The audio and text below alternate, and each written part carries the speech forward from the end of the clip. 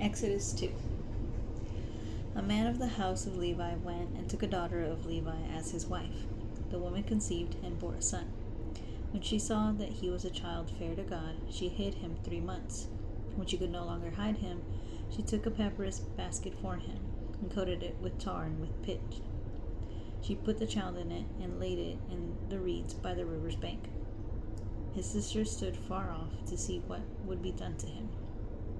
Pharaoh's daughter came down to bathe at the river. Her maids walked along by the riverside. She saw the basket among reeds and sent her handmaid to go get it. She opened it, saw the child, and behold, the baby cried.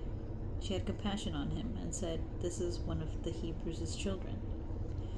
Then his sisters said to Pharaoh's daughter, "Should I go and call a nurse for you from the Hebrew women, that she may nurse the child for you?" Pharaoh's daughter said to her, "Go." The maiden went and called the child's mother. Pharaoh's daughter said to her, "Take this child away and nurse him for me, and I will give you your wages." The woman took the child and nursed it. The child grew, and she brought him to Pharaoh's daughter, and he became her son. She named him Moses, and said, "Because I drew him out of the water." It happened in those days, when Moses had grown up, that he went out to his brothers and looked at their burdens. He saw an Egyptian striking a Hebrew, one of his brothers. He looked this way and that way, and when he saw that there was no one, he killed the Egyptian and hid him in the sand. He went out the second day, and behold, 2 men of the Hebrews were fighting with each other. He said to him who did the wrong, "Why do you strike the fellow?"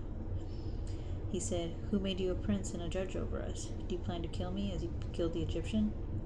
Moses was afraid and said, "Surely this thing is known." Now when Pharaoh heard this thing, he sought to kill Moses. But Moses fled from the face of Pharaoh and lived in the land of Midian, and he sat down by a well. Now the priest of Midian had 7 daughters. They came and drew water and filled the troughs to water their father's flock. The shepherds came and drove them away, but Moses stood up and helped them and watered their flock. When they came to Reuel, their father, he said, "How is it that you have returned so early today?" They said, "An Egyptian delivered us out of the hand of the shepherds, and moreover he drew water for us and watered the flock." He said to his daughters, "Where is he? Why is it that you have left the man? Call him, then he may eat bread." Moses was content to dwell with the man. He gave Moses Zipporah, his daughter. She bore a son, and he named him Gershom, for he said, "I have lived as a foreigner in a foreign land." It happened in the course of those days that the king of Egypt died, and the children of Israel sighed because of the abuse, and they cried, and their cry came up to God because of their abuse. God heard their groaning, and God remembered his covenant with Abraham, with Isaac, and with Jacob. God saw the children of Israel, and God was concerned about them.